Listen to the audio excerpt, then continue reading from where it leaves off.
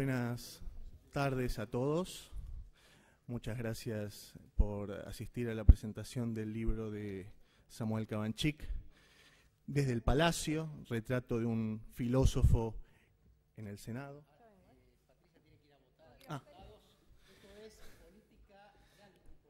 Realpolitik. Bueno,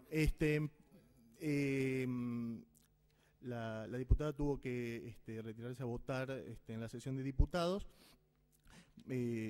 Vamos a dar comienzo entonces a la ceremonia de la presentación del libro Desde el Palacio del senador mandato cumplido Samuel Cabanchik, retrato de un filósofo en el Senado.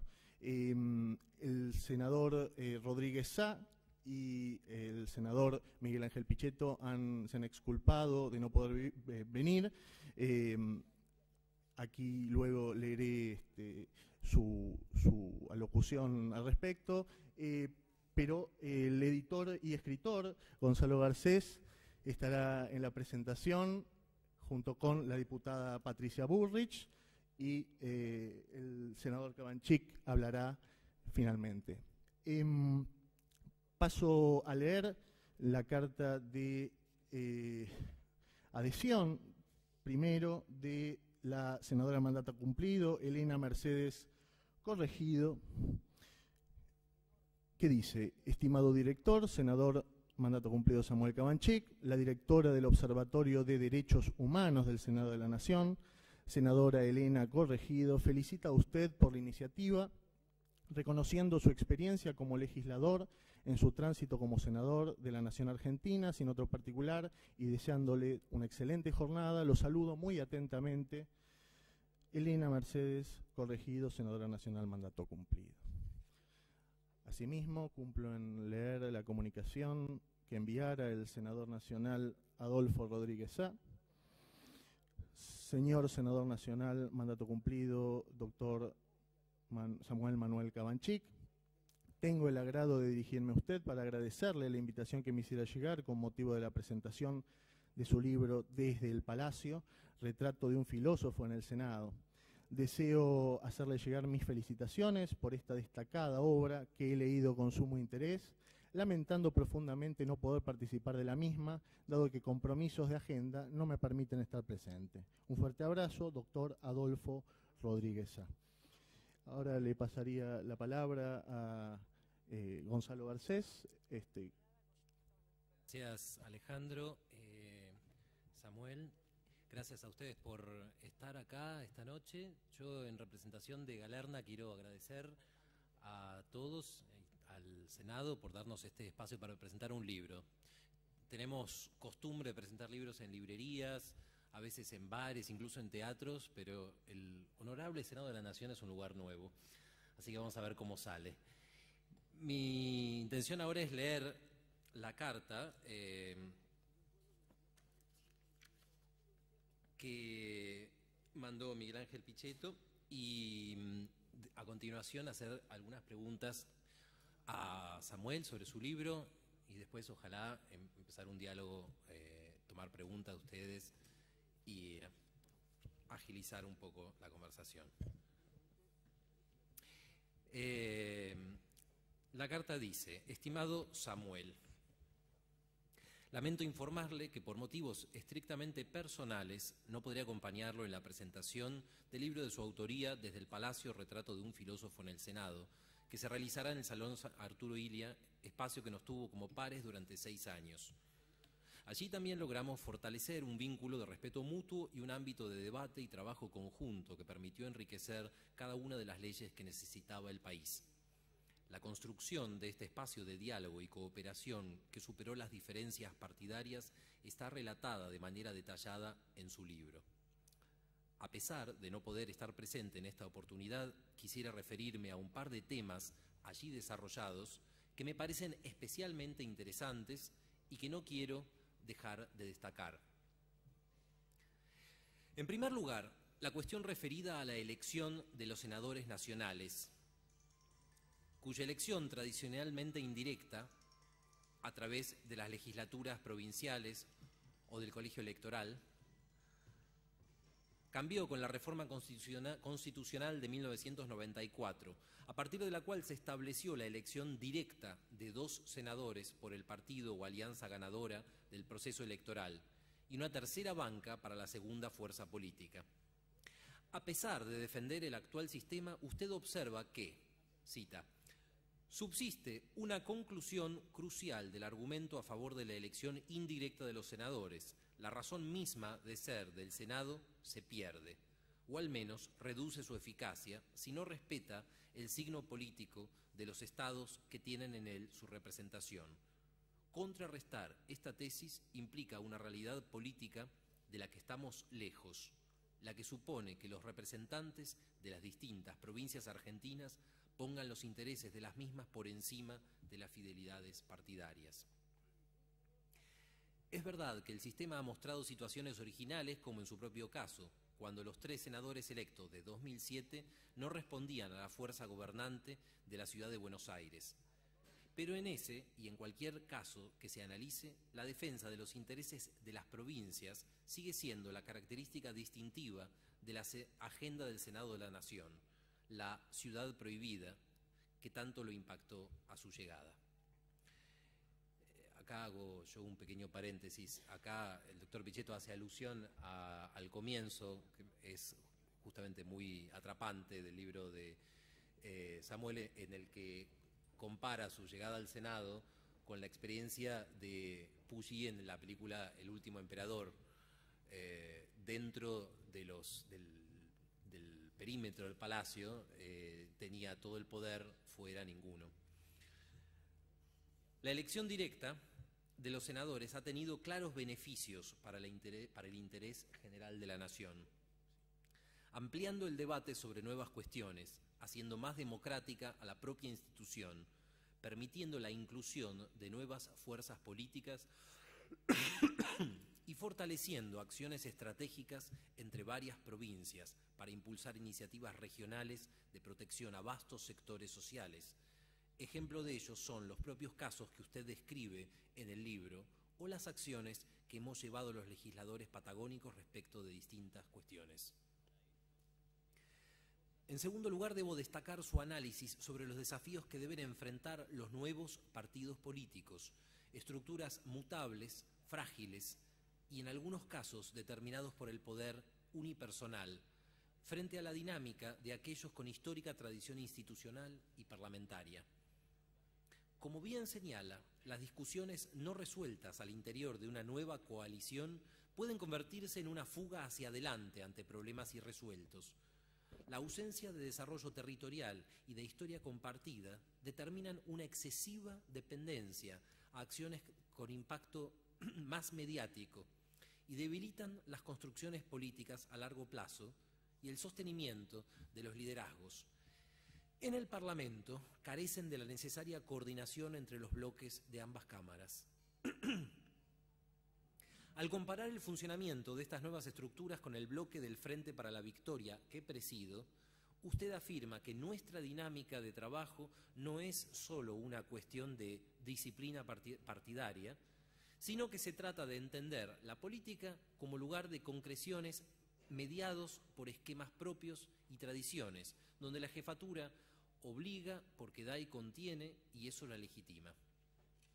Finalmente, la valiente autocrítica al funcionamiento de su bloque, como a la construcción política de las nuevas fuerzas, culmina en un interesante análisis sobre el rol de la oposición, a la que califica negativamente de oposicionismo, cuando la misma se reduce a rechazar toda política oficialista por el solo hecho de serlo. Como verá, la publicación que hoy presenta invita a reflexionar sobre importantes temas de la vida institucional y política de los pasados años y de las décadas por venir. Por ello, lamento no poder acompañarlo en esta oportunidad y solicito tenga bien extender el pedido de disculpas a los miembros del panel. Augurándole el mayor de los éxitos, lo saludo con el respeto y el afecto de siempre. Sí, por supuesto.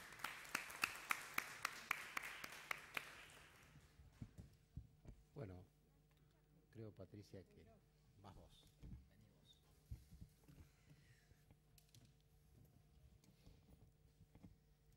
Bueno, buenas tardes, disculpen la demora, pero bueno, justo estábamos en sesión y tenía que ir a votar un proyecto. En primer lugar, quiero felicitarlo a Samuel Cabanchik por haberse tomado el trabajo, que sin duda para él, que es filósofo y que tiene una formación académica importante, no es una tarea demasiado compleja, pero creo que siempre escribir un libro implica mirar, reflexionar, repensar, volver a refrescar las ideas de un tiempo, de un momento que él, como bien cuenta y desarrolla en el libro, pasó de su lugar en la academia, de su lugar en la filosofía, al Senado de la Nación, sin ningún tipo de intermediación. En general, quienes tenemos muchos años de acción política, estos tránsitos siempre son como escalonados, ¿no es cierto? Y entonces es como una práctica que se va llevando adelante. Sin embargo, Samuel, como bien cuenta, si bien siempre desde su ser filósofo y desde su preocupación política y su inclinación política, ha tenido siempre interés por lo público. Yo recuerdo muy bien el día que Samuel, que lo relata aquí, firmó como segundo candidato a senador. Y en ese momento pasó algo muy interesante, porque había enfrente, teníamos un adversario que parecía un adversario fuerte, y sobre todo en la capital federal, como candidato a presidente de la Nación, que era el doctor Roberto Lavagna, además de Cristina Fernández de Kirchner. Pero pensándolo desde el mundo de la oposición, Roberto Lavagna parecía como un candidato muy sólido, al que era difícil o que iba a ser complejo plantear quién iba a ganar las senadurías o la senaduría por la minoría en la Ciudad de Buenos Aires. Ahora, en ese momento, Roberto Lavagna cometió un error que, digamos, para los que estamos con un ojo muy en la política, dijimos acá, no solo por lo que significaba el territorio de la capital para la coalición cívica, que era un territorio muy amigo, aunque ese año fue un año muy extraño. ¿Por qué? Porque primero se hicieron las elecciones de la Ciudad de Buenos Aires, y en las elecciones de la Ciudad de Buenos Aires nosotros tuvimos un resultado bastante bajo con nuestra lista, aunque llevábamos a una gran candidata a legisladora, que gran amiga de Samuel y quien introdujo en el Instituto Hannah Arendt, que era Diana Mafia, y acompañamos a Tellerman, que era una cosa media extraña en ese momento, acompañar a Tellerman. Estábamos como un poco incómodos en ese lugar. Pero bueno, en realidad esa fue como una estrategia de disimulo. Teníamos que disimular la elección de la capital para no mostrar que en esa elección no teníamos ningún peso, pero que en la que venía, en esa elección, ganó Macri como candidato a jefe de gobierno, fue su primera elección, teníamos que pasar como disimulados, como topos en esa elección, para luego poder ir al juego fundamental en el que estábamos embarcados, que era el juego de la presidencia de la Nación, que terminamos en el segundo lugar con Carrió, con el 24 o 23,5% de los votos. Y la oportunidad, digamos, y eso también muestra un poco esta realidad, ¿no?, de la representación en capital, ¿no? En esa elección, Macri gana la capital, sale segundo Filmus, tercero Tellerman, a quien nosotros apoyábamos, y luego, 4 meses después, nosotros ganamos la capital por un porcentaje 40 y pico, 38, 39%. Es decir, que fue una elección realmente importante. Y Lavagna aparecía como un estorbo, pero Lavagna cometió un error político muy fuerte, que fue dividir su lista de senadores en 3 listas. Entonces, yo me acuerdo que esa noche dije, esta es la gran oportunidad. Acá metemos los 2 senadores sin duda. Y bueno, después de construir esa lista, que en realidad Estensoro iba a ir como diputada, pero digamos por esa oportunidad aceptó el desafío de ir como candidata a senadora, y Samuel aceptó el desafío de ir como candidato a senador, los 2 candidatos titulares. Me acuerdo que salimos del lugar donde estábamos trabajando y yo le dije a Samuel, te apuesto una cena que ganas y sos senador. Y después me la pagó. Así que, bueno, estábamos con varios y bueno, él tenía ciertas dudas porque, bueno, era una elección, veníamos de era una elección compleja, Cristina Fernández de Kirchner en la presidencial venía bastante más fuerte, pero bueno, nosotros en Capital arrasamos. Y bueno, lo de Samuel, como también él lo describe, se convirtió en un hecho novedoso, un hecho que le daba sustancia, caracterizaba la idea que quería transmitir la coalición cívica, que era la idea de ser capaz de abrirse hacia la sociedad, hacia lo intelectual, hacia aquellos que tenían quizás menos tránsito en la política, pero mucho tránsito en la vida académica de la Argentina. Y esa descripción que él plantea, que la resume en un artículo de Rosenberg, de La Nación, cuando Rosenberg lo define, fundamentalmente por su lugar en la filosofía. Entonces, esto era como algo importante que nosotros resaltábamos en todo momento. Llevamos un filósofo en nuestra lista.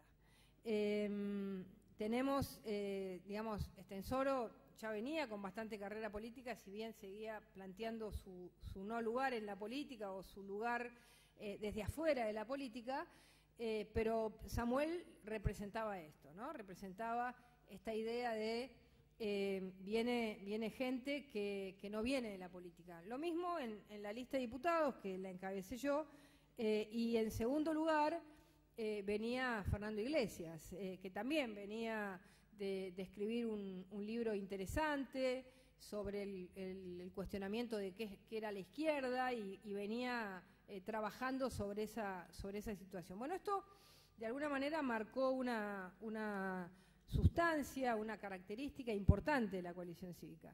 Sin duda que esta característica fue la que se transmitió en esas elecciones, donde Samuel fue elegido senador. Y a partir de ahí, sin duda que Samuel comienza a describir las realidades que en la Argentina se viene transitando en todas aquellas fuerzas políticas que a lo largo de la historia de la Argentina han tratado de construir una brecha, un camino intermedio entre las formaciones políticas históricas, ¿no? Entre lo que es el peronismo y el radicalismo, fundamentalmente, como los dos grandes partidos de la Argentina. Esto que uno podría describir, y hoy ya mirando el final, por lo menos muchas veces las discusiones que yo tenía con Cabanchik es, bueno, cómo se rompe esta realidad de que todos los intentos de terceros partidos en la Argentina terminan en el cementerio de los terceros partidos, ¿no? Y casi sin describir demasiado la ideología, ¿no es cierto? Desde el partido intransigente a quien él votó y describe su voto, a la UCD, desde el ARI, que en realidad murió en la coalición cívica, y luego la coalición cívica que quedó reducida a una pequeña fuerza, hasta el FREPASO, Es decir, que este intento de darle, de lograr pasar una institución política, que él lo describe a lo largo del libro, de lograr pasar de un movimiento, porque esa es la palabra, de un momento que conforma un movimiento, y que ese momento que conforma un movimiento que tiene un líder fundacional, necesita pasar esa etapa del liderazgo fundacional para construirse como algo que es capaz de superar ese liderazgo fundacional y entonces construirse en una institución partidaria. Bueno, sin duda que Samuel explica en detalle que el ARI en primer lugar, y bueno, donde él de alguna manera pasó del Instituto Hannah Arendt al ARI, yo ya me sumé desde nuestro partido a la coalición cívica, que era una coalición de partidos.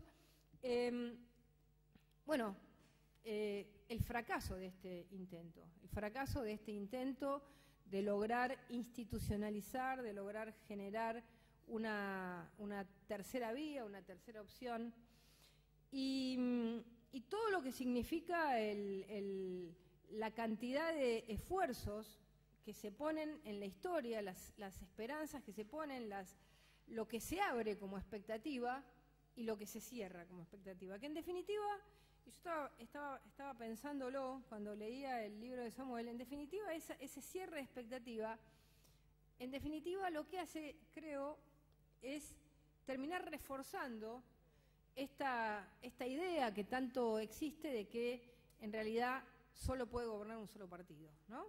Es decir, porque con esto de que mueren tantos intentos, entonces parece que se refuerza esa teoría. Bueno, yo sigo en el intento y lo voy a... yo sigo en el intento, pero espero que esta vez no se muera.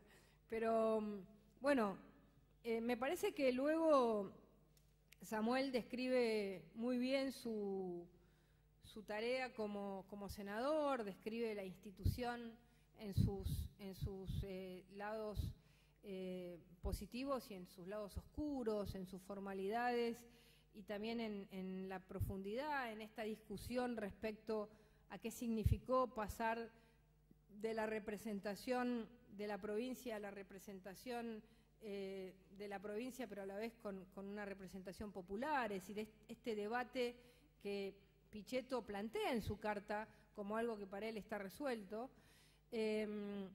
y toda esta tarea como legislador, que a mí me parece importante valorarla porque Samuel fue un gran senador y cumplió su tarea, y él lo describe en muchos proyectos, pero me gustaría tomar dos de esos proyectos. El primero es el de la boleta única, que como él bien describe en el libro, fue como una especie de tener una idea y desatar una guerra, ¿no? Alguien que tiene una idea, que se ve la oportunidad, porque en el 2007 nos habían robado tantas boletas que había que buscar algo, una solución, y bueno, se tiene una idea y esa idea, en vez de tirar todos para el mismo carro, de alguna manera se boicotea.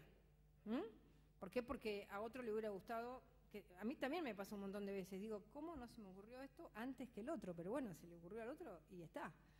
Es así. Y bueno, eso desató un problema que terminó, de acuerdo a lo que está describiendo Samuel, en una frustración fuerte, porque uno lo que espera en general siempre son las actitudes positivas de los seres humanos en la política, y muchas veces la realpolitik te encuentra que no es tan así, que no todos son bondades, que hay muchas zancadillas, que hay muchos problemas y muchas envidias, ¿no?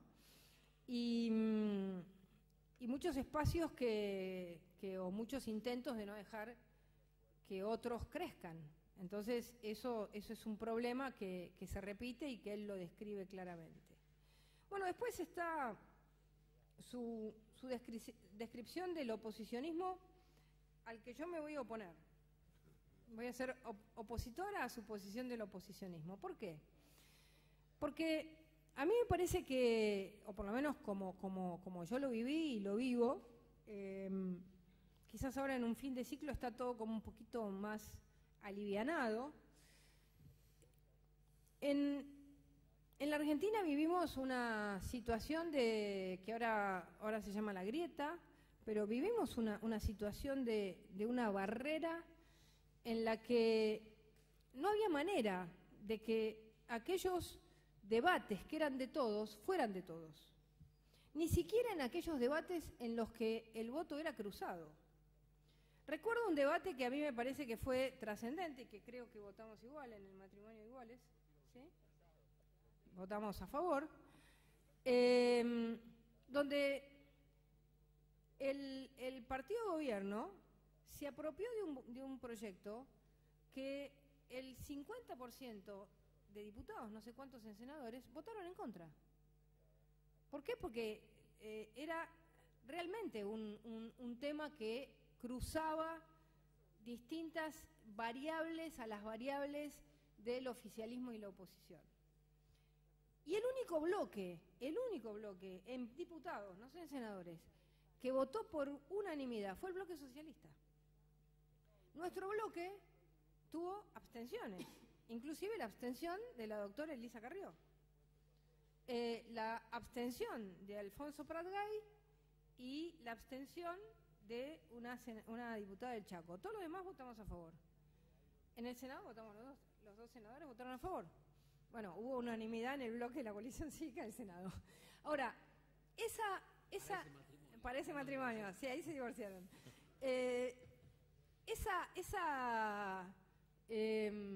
Ese intento de apropiación, ese intento de decir, bueno, esto es solo nuestro, cuando en realidad fue una construcción colectiva, fue una decisión de mucho tiempo, es algo así como que uno puede reconocer con la ley de cupos quiénes fueron las que más pelearon. Ahora, fue de todos los bloques. Y así se vivió en ese momento histórico. Esto, que en definitiva tuvo aportes de prácticamente todos los bloques, no se vivió así. Se vivió como algo de unos.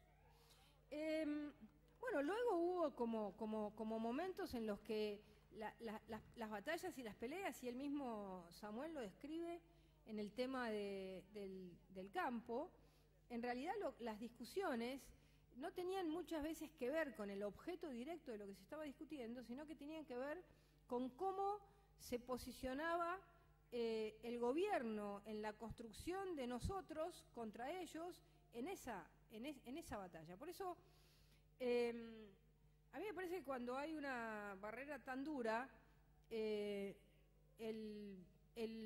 oposicionismo o la idea de que uno se opone a todo, cuando en realidad después cuando mira, no, hay muchas cosas que se votan en común, pero cuando uno aparece como votando las cosas sustanciales en contra, en realidad tiene que ver con que uno tiene una caracterización en la que tu voz no es escuchada. La ley de medios. En la ley de medios, si se hubiera abierto el debate, una ley de medios en el Congreso de ese momento y en el Senado de ese momento, tendría que haber salido por unanimidad. Quizás con algunos pocos que votaran en contra. Porque todos tenían una idea de que había que encontrar una salida. Sin embargo, cuando hay una apropiación y un intento de utilización de eso, de acuerdo a mi mirada, puede haber otros acá que piensen de otra manera, la alternativa se cierra. Por eso es que yo creo que cuando uno tiene un oficialismo duro, como hay una cierta lógica sistémica, porque esto es un sistema, esta institución funciona sistémicamente, construye una oposición que pone una barrera firme. Y yo creo que no había otra alternativa. Y en ese sentido, pienso que otro camino hubiera sido un camino de absorción de la oposición, que en realidad pasó, porque cuando uno mira la cantidad de diputados con las que asumió Néstor Kirchner y la cantidad de diputados que Néstor Kirchner tenía 3 años después, de distintos orígenes políticos, hubo una absorción que lo que hace, desde mi punto de vista, es deformar la realidad de dónde puso a cada uno la democracia, el voto popular. Entonces, si el voto popular construye una oposición similar al oficialismo y al poco tiempo la oposición sin voto popular mediante se achica y el oficialismo se agranda, en realidad es la voluntad individual y no la voluntad popular la que desequilibra el sistema. Y nosotros hemos vivido un sistema desequilibrado. Por eso a mí me parece que en ese desequilibrio la oposición dura era importante. Por eso me atrevo a discutirle este concepto. Bueno, luego su descripción de cómo construye un bloque personal y lo que en definitiva significa que en realidad la política es con otros. Entonces las dificultades, si bien uno puede estar muy contento de los proyectos que se desarrollan, finalmente es difícil la política en soledad. Los monobloques, las divisiones, se hace difícil porque uno tiene que trabajar mucho para lograr que algún proyecto salga. Pero por eso quería valorar el otro proyecto de la muerte digna, que yo creo que fue un proyecto también importante, que sacó muchos tabúes en la Argentina y que realmente fue obra de Samuel. Bueno, finalmente será el futuro el que decida si Samuel es más político que filósofo o más filósofo que político. O si es un político que en cada uno de sus escritos, en cada uno de sus proyectos, se le veía muy claramente su beta, desde el perfeccionismo hasta el corregir un proyecto tantas veces, hasta mirarlo, volver a verlo y no trabajar con los tiempos de la urgencia de la política. Y cosa que los que estamos más acostumbrados a la política decíamos, a ver, San Samuel, ¿cuándo terminas este proyecto? Porque era como que es un tiempo, pero que en realidad es el tiempo del Parlamento. El Parlamento necesita un tiempo de reflexión, porque cuando uno mira un proyecto una vez, después lo mira 2 veces, después lo cruza con otros que lo miran desde otro lado, que te dicen, vos no te diste cuenta que acá dejás afuera un interés de una provincia, o vos no viste que acá con esta medida una economía regional se destruye, o vos no te diste cuenta que esto va a ser declarado inconstitucional. Con la mirada de todos se construye una mucho mejor, una ley, una verdadera ley. Y ojalá que Samuel, si quiere ser más político que filósofo, tenga la oportunidad de volver al Senado o a diputados, que es más divertido, que es más ring, que tenga esa oportunidad y que lo que dejó pendiente y aquellas cosas que va a ir pensando en su futuro las pueda realizar. Así que esas son mis reflexiones.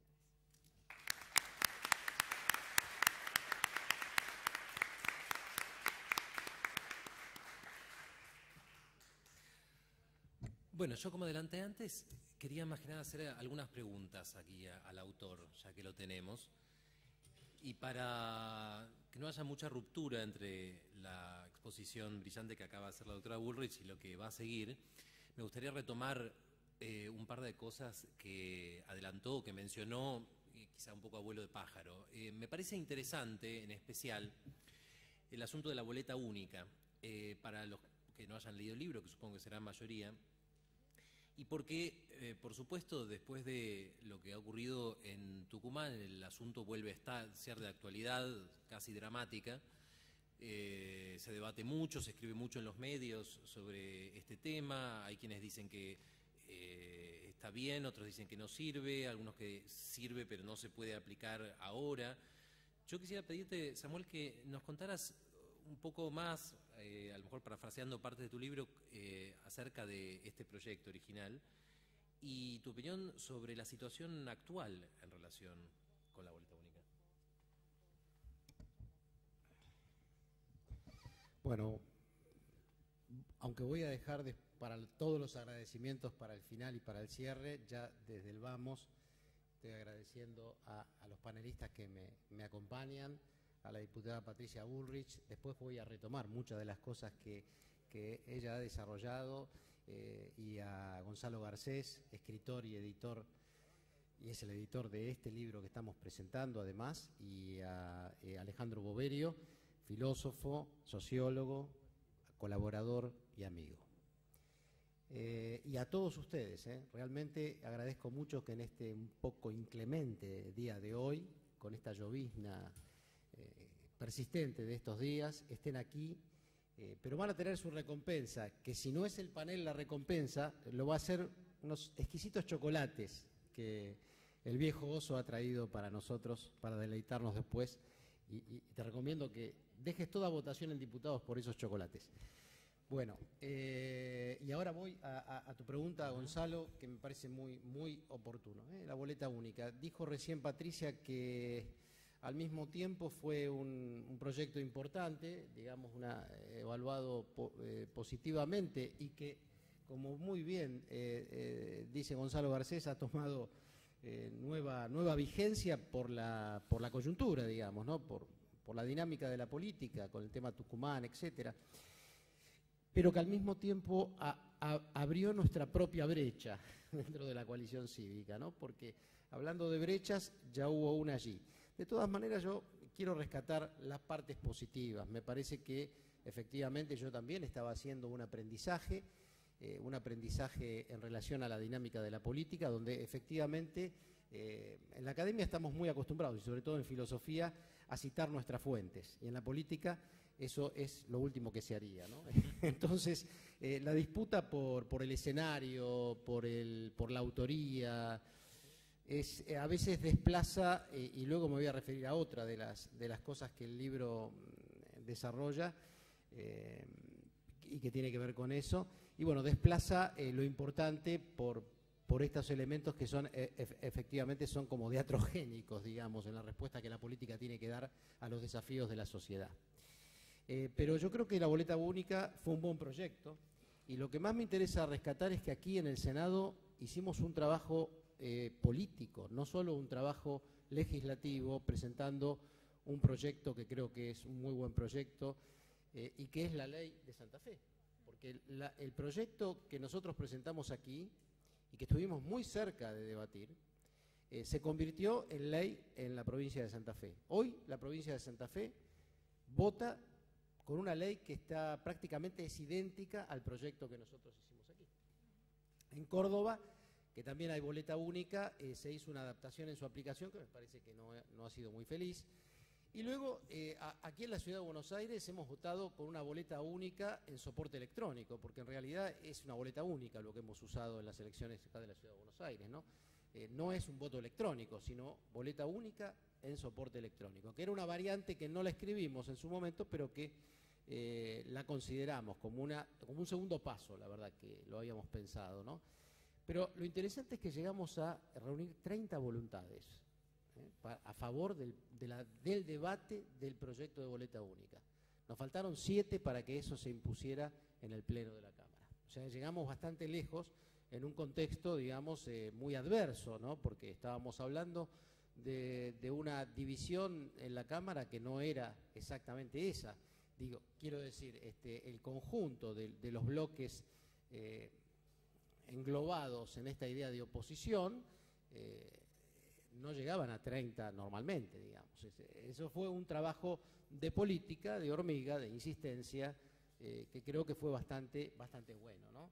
Entonces, me parece que rescato que ese proyecto, que ahora vuelve a tener vigencia, creo que es un buen instrumento. No creo que sea el instrumento perfecto, además es un instrumento de la transparencia, es decir, de garantizar o facilitar la transparencia de la expresión de la voluntad popular. Y creo que la democracia debe, en lo posible, garantizar eso.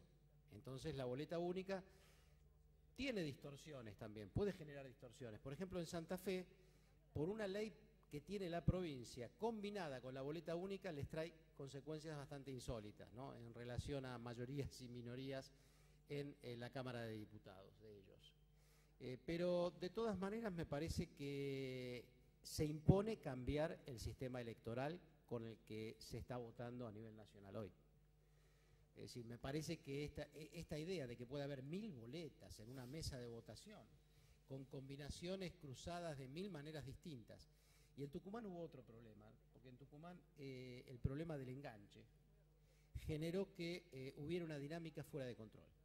Es decir, ni siquiera hay que pensar que lo que haya pasado en Tucumán pasó por una voluntad política centralizada. No hace falta ni siquiera esa hipótesis, porque con tantos actores distintos peleando por su pequeña territorialidad en tanto enganche con las boletas, bueno, eso se desmadra, o tiene muchas chances de desmadrarse, y entonces de generar una opacidad en el momento que es el momento fundacional, es el primer escalón que lleva a la renovación de autoridades legítimas, constituidas, institucionales. Entonces, si ese eslabón, si ese primer paso se vuelve tan opaco e inmanejable como puede serlo, creo que en el caso de Tucumán pasó bastante, sin que por eso avale generalizaciones que tal vez son imprudentes, pero de todas maneras me parece que un cambio es necesario. Si es la boleta única o un instrumento perfeccionado a partir de esa base y tal vez con el soporte electrónico, acá funcionó muy bien en Ciudad de Buenos Aires, yo creo, ¿no? Me parece que hemos hecho la experiencia y creo que funcionó muy bien. Tampoco, o sea, nunca todo está garantizado, o sea, ningún sistema se autogarantiza porque debe ser aplicado. Y la aplicación la hacemos entre todos, de una u otra manera, ¿no? Algunos con más responsabilidad que otros, claro, ¿no? Pero me parece que era un buen paso. Me parece que se va a imponer a la larga y que vamos a tener como sistema nacional eso o algo parecido. Alejandro, doctora, ¿quiere agregar algo? Bueno, mi otra pregunta era en relación con el concepto de oposicionismo. Yo creo que no es imprudente apostar a que esa palabra o ese concepto va a ser una de las cosas que más se van a debatir de este libro y más generarán apoyo, en algunos casos irritaciones. Yo creo que es un concepto muy valioso para discutir. Y a propósito de esto, a ver, pienso en que Alejandro Dolina me dijo una vez que las preguntas incómodas, las preguntas difíciles eran las más lindas para él. Y te voy a decir una que espero tenga una cierta cuota de saludable incomodidad. Y vendría a ser así. Se comprende muy bien la frustración ante una situación de bloqueo en la que no se puede aparentemente reconocer ninguna iniciativa del bando opuesto y se percibe lo mismo en contrapartida. Ahora, cuando se intenta superar esa barrera, ¿cómo se traza el límite entre la apertura y ser lisa y llanamente absorbido por en este caso, digamos, el gobierno? Sí, Dolina no vino. Voy a tener que yo responder igual. Mirá, o sea, no me resulta bien. Si hay incomodidad, no creo, porque no es mi caso. En realidad, no, además no se me aplica, digamos, no me pasó ese peligro, digamos, ¿no? Aunque es un duro equilibrio en la cornisa, sin que sea la cornisa de Majul, ¿no? Es otra cornisa. Pero aclaro que en gran medida esto está respondido, por supuesto, en el libro, pero bueno, sí, se trata de recrear. Es una excelente pregunta. Mira, yo lo que creo es que, y en esto aprovecho tu pregunta para retomar el comentario o el debate propuesto por Patricia, ¿no? O sea, me parece un legítimo debate. En verdad, estoy de acuerdo con mucho de lo que Patricia acaba de decir sobre eso y que ella presentó como una oposición a mi interpretación en términos de oposicionismo. Pero creo que, digamos, y que es un desafío casi imposible de superar. Es un desafío casi imposible de superar. Pero la verdad es que el libro relata una historia que habla por sí misma como respuesta, ¿no? Sí. Que es el caso de libre acceso a la información pública. No sé si eso lo tenés muy presente, tanto por aquellos días como por estos ahora en la letra del libro, ¿no? Pero me parece que es aleccionador lo que nos pasó en ese caso, como en otro. Ese fui protagonista, ¿no? Pero en otro que no lo fui, que era un proyecto del radicalismo acá, del Senado, del bloque radical en el Senado, que fue el proyecto de la recuperación del INDEC. No, el de la... no, el impuesto al cheque, pero ese nunca tuve, pero no, es que lo que pasa es que fue, estamos hablando del año 2010, donde la mayoría y la minoría cambió. Ahora, yo en el 2010, como bien se testimonia en el libro, fui parte de la mayoría que no era justamente que había cambiado, que no era ya el Frente para la Victoria, y que duró eso, digamos, el año 2010 creo que duró, y logramos las presidencias de prácticamente todas las comisiones, ¿no? Es decir, y eso pasó un año después de la ruptura de nuestro bloque acá en el Senado. Es decir, que yo como monobloque formé parte de esa misma mayoría de la que formó parte, por ejemplo, Extensor, esa mayoría circunstancial del 2010, ¿no? Ahora, ¿qué es lo que pasa allí? Ahí viene el asunto. En el sistema democrático, y eso se analiza en el epílogo, ¿no? En el epílogo del libro hay una articulación filosófica de esto, ¿no? Teórica. Digamos, en el sistema democrático la contraposición o la dicotomía entre oficialismo y oposición es parte funcional del sistema. Ahora, el oficialismo la ética del oficialismo es gobernar y es que prime su voluntad política. Creo que ese punto, por ahí disiento un poco con el matiz introducido por Patricia, porque me parece que es de la lógica de las cosas que el oficialismo, porque ponete en ese lugar, y lo estuviste, ¿no? En la época del gobierno de la Alianza. Entonces, en ese momento uno es oficialista, sí, y bueno, uno está para llevar adelante sus políticas.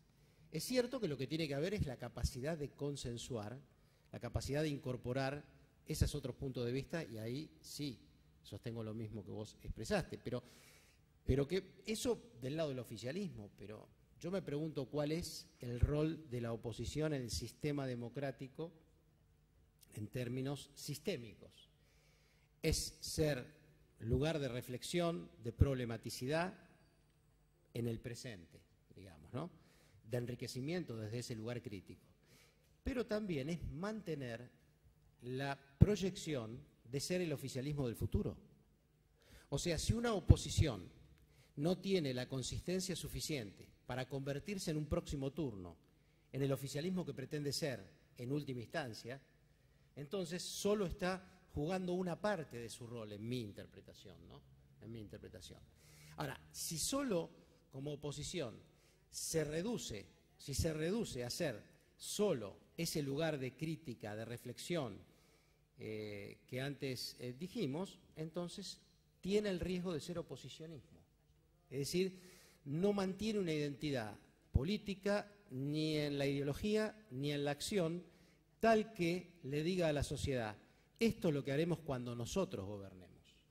Y eso es parte de la ética que me parece la oposición, que me tocó, en la que me tocó participar.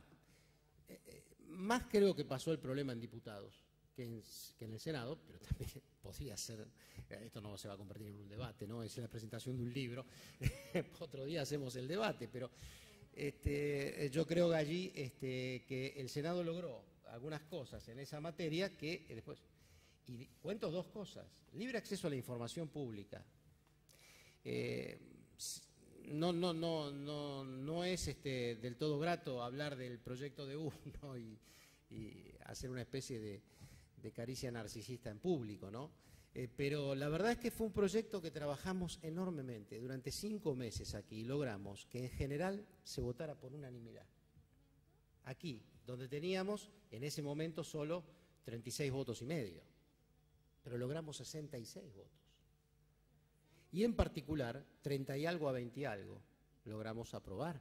Tuvimos media sanción de libre acceso a la información pública.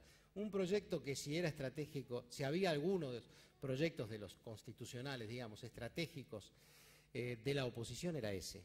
¿Y qué ocurrió en el 2010 en diputados? ¿Cuál fue la acción del Grupo A, del llamado Grupo A? no hizo nada, no hizo nada, tenía el número. Con esfuerzo hubiera conservado el número que tuvo en la asunción del 2009. En el 2009, ¿cuántos diputados conformaron esa nueva mayoría? Creo que eran 140 sobre 257. Esos 140 y algo de diputados, ponele que ya no eran 140 y algo, pero podrían volver a hacerlo para tener libre acceso a la información pública. Y allí nuestra, bueno, todavía por ahí, sí, compañera de ruta tuya, pero bueno, nuestra ex jefa, digamos, ¿no? O líder o referente de la coalición cívica, era la referente junto con Gil Lavedra de encabezar esa otra media sanción para tener la ley.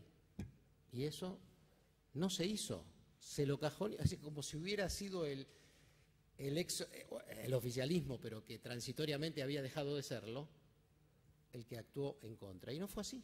Acá yo, sin el trabajo con el bloque del Frente para la Victoria, no hubiera conseguido la media sanción de libre acceso. Y estuvimos a punto de tener esa ley. Entonces yo creo que ahí interfirió el oposicionismo en contra de la oposición.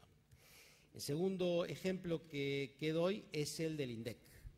Logramos media sanción para rediseñar el INDEC, recuperando mucho de lo que se había deshecho, mal deshecho en estos años, y Diputados redobló la apuesta.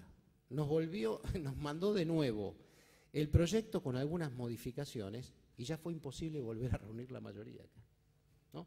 Es decir, esos son ejemplos para mí ilustrativos de cuando la oposición se deja llevar, diríamos, por una apuesta que no puede sostener o que no está a la altura de sostener, en lugar de atesorar para ese futuro oficialismo que será. Así que yo sí, diría son muy que, claros. Yo diría que en el fondo, digamos, por supuesto que la oposición tiene que jugar de oposición, pero no hay identidades ahí. Otra cosa que el libro desarrolla, ¿no? Una cosa es oficialismo y oposición, que son roles, son funciones del sistema, y otra cosa son identidades políticas. Es decir, si no hay identidad política en el ejercicio de uno de esos dos roles, el que le toque a cada quien, más riesgoso es cuando te toca el oficialismo. Si no tenés sustancia política en la teoría y en la praxis para ser oficialismo, bueno, la historia te pasa por encima. Y si para ser oposición es menor el riesgo, pero igual tarde o temprano es muy difícil y vamos al cementerio de los terceros lugares. Es parecido, no es solo el cementerio de los terceros lugares, es el cementerio cuando las funciones se comen completamente las identidades y se privilegia solo esa función por sobre la identidad. No quiero alargar mucho este análisis y este debate, pero me parece que los términos del debate son claros y hay más acuerdo que desacuerdo, creo, en este punto. Nada más que, por supuesto, es muy fácil teorizar y es muy difícil construir en la práctica. Y la verdad es que uno hace más o menos lo que puede y lo que sabe, ¿no? En esto. No sé si... No, está muy claro, está muy bien.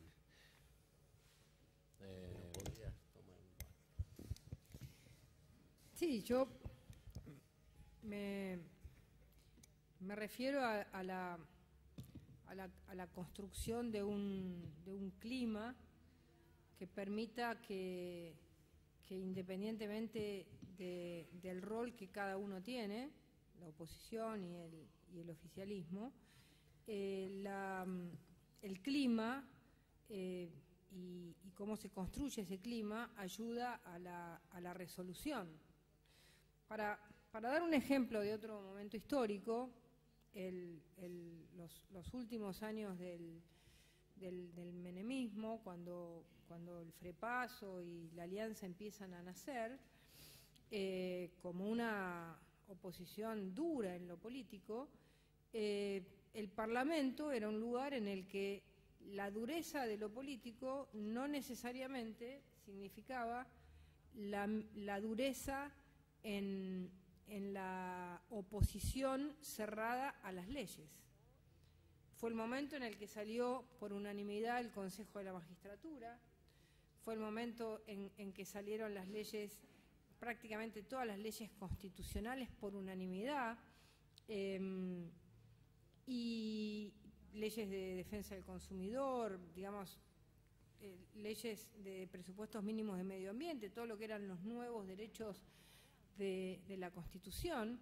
Es decir, que la lógica de la oposición, oficialismo-oposición en la política, que era fuerte y la alianza le soplaba en la nuca al peronismo, al menemismo en ese momento, y termina ganando las elecciones, no impedían que en el Parlamento hubiera espacio de debate, de discusión, en el que se ponía entre paréntesis esa realidad política y salían proyectos importantes con acuerdo total. Y a mí me parece que eso implicaba de alguna manera separar lo que podía ser la batalla política que se daba con mucha virulencia en el plano de lo político, pero se preservaba de alguna manera en el plano legislativo ciertos temas en los que si había acuerdo, en otros no, pero en los que había acuerdo. Entonces, yo lo que estaba describiendo sobre todo era ese clima. Sin duda que las experiencias de ese momento de inestabilidad, digamos, de estabilidad inestable que teníamos cuando fue el famoso Grupo A, implicó que las minorías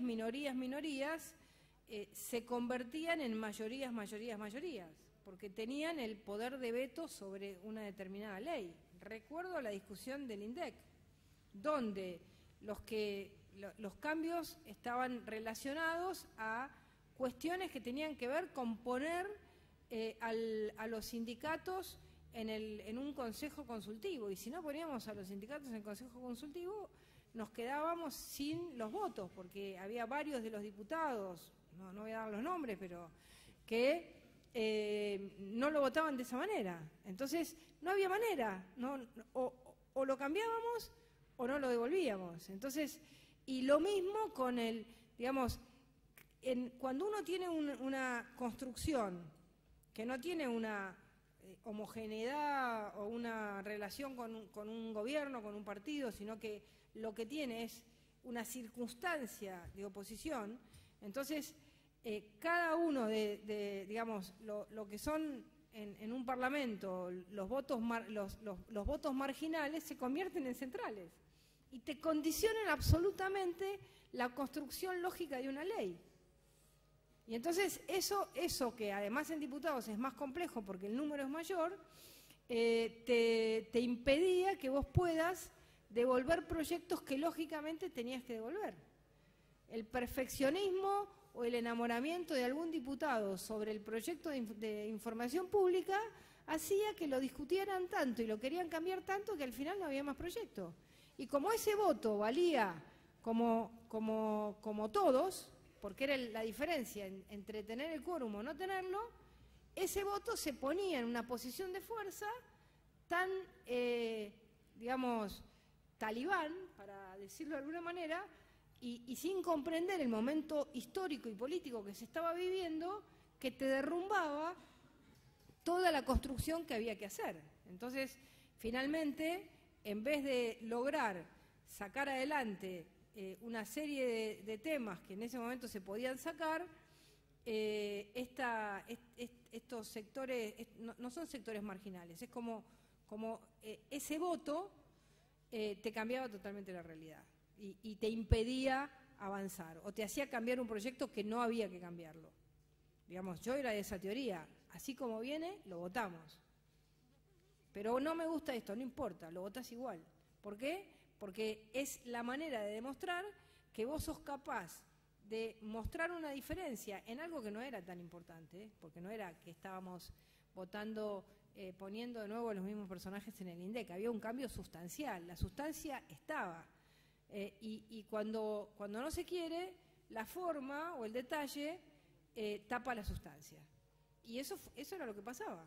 Entonces, ese era el debate que impedía que se pudiera realizar y que en realidad, en ese caso, no sería oposicionismo, sino que sería ineficacia por una lógica de construcción de una oposición tan, digamos, con intereses, ni siquiera digo políticos, porque en esos dos debates no había diferencias. No es que era un problema de una economía capitalista o una economía antimercado. Eran temas de detalles, nada más. Y bueno, esos detalles terminaron, que yo creo que en realidad, reflexionándolo, creo que el objetivo de quienes tomaban esas posiciones era derrumbar que la oposición se pudiera convertir en alternativa. Creo que finalmente eran como sectores muy pequeños que lo que no querían es que, ¿por qué? Porque eso le daba un liderazgo, eso estaba liderado claramente por la coalición cívica, claramente. Entonces finalmente era como, impido que la coalición cívica sea quien dirija esto. Porque el radicalismo, que tenía más diputados y más senadores, no lo dirigía. No dirigía el proceso político. Entonces yo finalmente, después reflexionando muchas cosas, cuando alguien llega 5 minutos tarde, cuando alguien está en el café de enfrente y vos estás esperando, lo querés traer de los pelos porque no tenés el quórum, cuando ves esas cosas, decís, bueno, si llegás 5 minutos tarde es porque no quisiste llegar 5 minutos antes, porque estabas tomando un café, porque quisiste boicotearlo, porque no querías que se construya una alternativa. Entonces, finalmente, eso por lo menos es mi deducción, ¿no? Que no era de personas quizás, era de no dejar crecer aquel que estaba en mejores condiciones de construirse en alternativa. Bueno, o sea que para seguir dando pasto a futuras polémicas, podríamos decir, Samuel, que el otro nombre del oposicionismo es la ineptitud. Como dijo recién... ¿Digo algo o vas a preguntar otra cosa? No sé si era un pie para que yo vuelva. No, era más un colofón. En realidad, antes de abrir el diálogo, quería hacerte una pregunta más. En una parte, en realidad es una pregunta para los dos. Para seguir relacionando el libro también con la actualidad. Estamos en el último tramo antes de las elecciones presidenciales. Y en el libro, en un momento, se cita un discurso muy conocido de Raúl Alfonsín, que no recuerdo de memoria, pero parafraseándolo, viene a decir en un momento que el gran fracaso de la política argentina o de la historia argentina ha sido la incapacidad para consensuar una imagen del país ideal, del país en el que queremos vivir. Puedes corregirme si me alejo demasiado de los términos. Entonces mi pregunta es esta. ¿Cómo ven en este momento en el discurso de las fuerzas políticas esa imagen? Es decir, las fuerzas políticas en este tramo de la campaña están ofreciendo una imagen de país que pueda resultar aceptable o seductora para todos. ¿Lo satisfacen la imagen de país que están ofreciendo las fuerzas? A ver, retomando algo que dije hace un rato y que forma parte, digamos, en la teorización del epílogo del libro, ¿no? Y bueno, tiene que ver con el discurso de Alfonsín. Digamos que si entendemos a la política como un sistema, si entendemos que es un sistema comunicacional en los términos de Luhmann, y la mercancía, digamos, o aquello por que se disputa en ese sistema de comunicación es el poder, lo que yo creo que hay en la Argentina es una especie de patología del poder en relación a la capacidad funcional del sistema. O sea, el sistema funciona, tenemos democracia, eso está claro. Pero hay una cierta patologización del poder que debiera ser administrado dentro de ese sistema, y entonces digamos que gira con un cierto exceso o con una cierta, diríamos, se vuelve disfuncional, ¿no? Se vuelve disfuncional. Ahora, en esa disputa comunicacional, que es la disputa por el poder, Lo que veo yo en la campaña actual electoral y en general cada vez más ha ocurrido eso, me parece, es una cierta insustancialidad del debate, digamos, ¿no? Es decir, lo que se debate es bastante insustancial. El debate está capturado por discusiones personales, agravios, sospechas. Digamos que es un show match muy mal diseñado, digamos, ¿no? En ese sentido. Cuando está bien que hay debate, que la cuestión es de un sistema comunicacional que pelea por el poder y que hay oficialismo y oposición, pero también tiene que haber identidades políticas que estén dándonos esa imagen. Una imagen donde la parte debe definirse a partir de recorrer la contingencia abierta del todo y no viceversa, donde una parte quiere imponer su única visión a la totalidad. Aquí me parece que lo que está faltando, por supuesto, y en ese sentido creo que tu pregunta tiene implícitamente tu hipótesis de que no hay esa imagen, o yo lo presupongo, digamos, ¿no? En el tono de tu preguntar, y me parece que efectivamente no hay esa imagen, ¿no? No hay una imagen de totalización que nos albergue de alguna manera, y el debate se vuelve en los términos que acabo de decirlo. En ese sentido no es muy alentador. Es decir, la dinámica está fuerte, pero aquello que debería dinamizarse en esa dinámica está débil. Es decir, todo el mundo baila, pero a destiempo. La coreografía no está muy bien y uno baila el tango, el otro el rock, digamos, ¿no? Pero todos están en la pista de baile, eso sí, y hay mucho baile, pero falta coreografía, para decirlo con una imagen, digamos, ¿no? A ver, si yo lo que creo es que hay algo que a mí me gusta de esta campaña, y es que ni las grandes épicas ni los liderazgos absolutos aparecen. Y a mí me parece que las grandes épicas y los liderazgos absolutos nos han llevado, o somos parte de una realidad en que esas grandes épicas significan grandes fracasos y los liderazgos absolutos cada vez nos cierran más el camino a una democracia con más participación, con instituciones más independientes. Entonces, muchas veces cuando se habla de la insustancialidad de la campaña o se habla de que no hay ideas o no hay propuestas,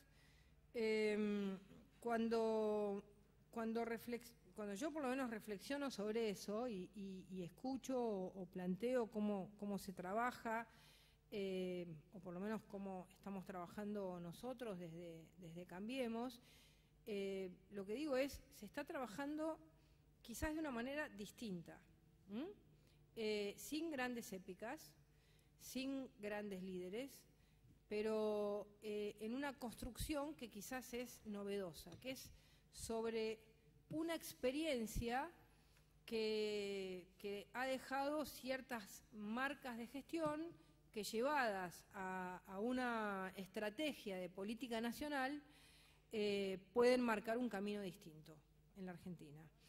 Y esto tiene algunos ejemplos en América Latina.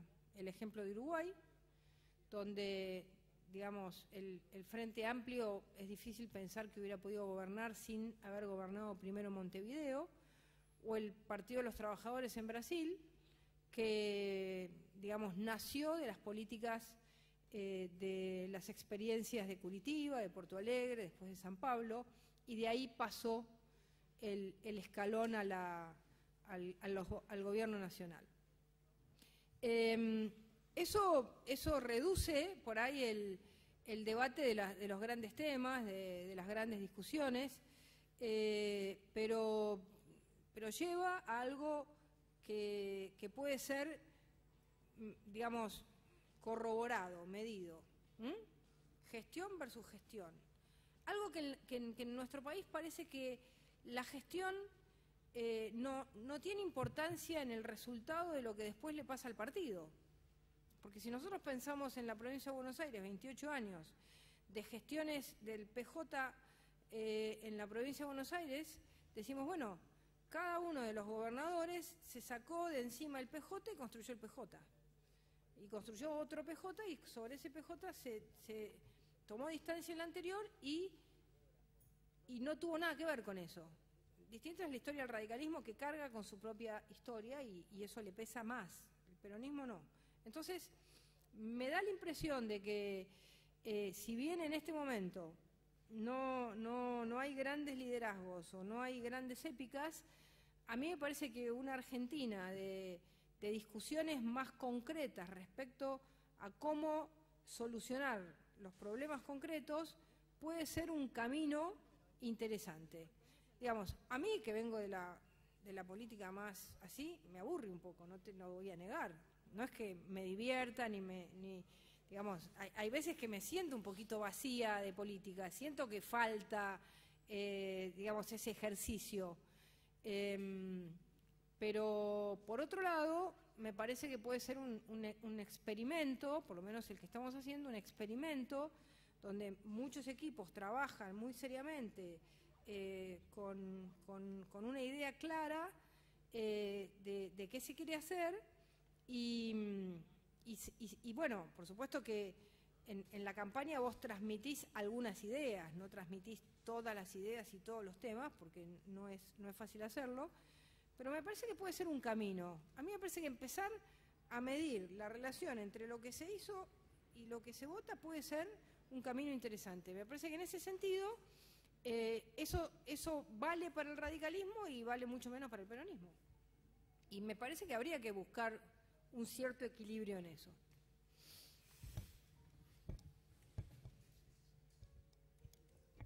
Sí, estamos, me parece ya. Bueno. Yo quisiera hacer unos agradecimientos. Este es el momento bueno, ya les agradecí a todos aquí los presentes. Realmente es muy importante para mí la presencia de todos y cada uno de ustedes, donde reconozco amigos de diversos ámbitos, de diversas épocas, de diversas, digamos, disciplinas y orientaciones, y me reconforta que estén acompañándonos en esta presentación. Además, por supuesto, agradecerle a Gonzalo Garcés, que además de un importante escritor argentino, es un excelente editor y tiene mucho mérito en esta edición, como en tantas otras que está llevando adelante en la editorial Galerna, a quien también agradezco, la editorial que ha apostado, digamos, por la edición de este libro. A Alejandro Boverio, que es un colaborador de lujo que tengo y un gran amigo, y que ha participado también en muchos debates, ha leído versiones anteriores, me ha sugerido cosas y testimonio de ello también en el libro. Y bueno, la verdad es que dejo para el final lo que en realidad también es lo primero. La verdad que le agradezco muchísimo a Patricia Bullrich, porque estuvimos juntos en el comienzo de ese proyecto fracasado de la coalición cívica, porque he aprendido mucho de su compromiso, de su capacidad de construcción política, y también es como que recordaba esto. Vos me regalaste un libro, me acuerdo, que era el libro sobre De Gaulle y Churchill, ¿no?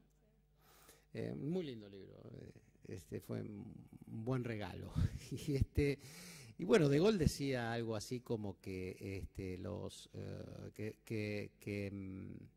digamos, los franceses no merecían a Francia, dijo alguna vez, ¿no? Enojado De Gaulle. Yo diría que jugando un poco con esa tensión y salvando todas las distancias que se quieran, realmente políticas como Patricia Bullrich, digamos, estarían en el lugar de Francia en esa comparación, y algunas de las construcciones de las que ella ha participado estarían en el lugar de los franceses.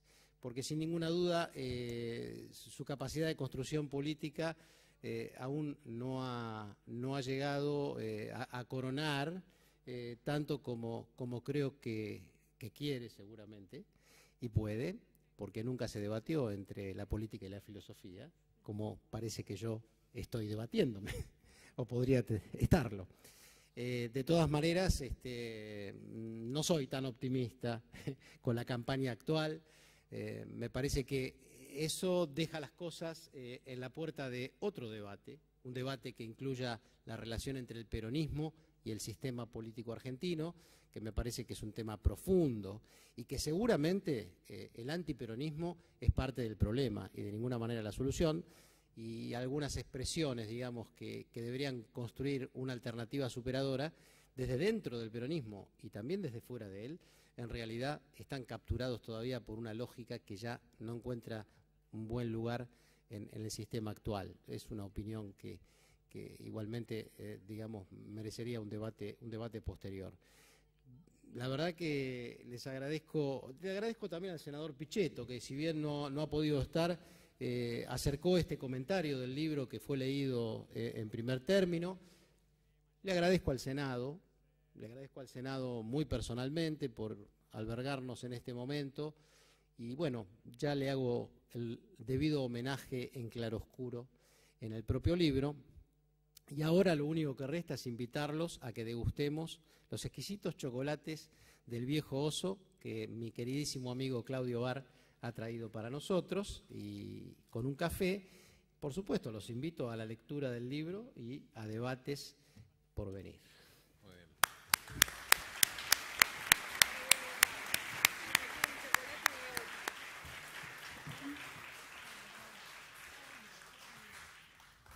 Bueno, al final no tomamos preguntas del público, pero... ¿La foto y el video después? Sí.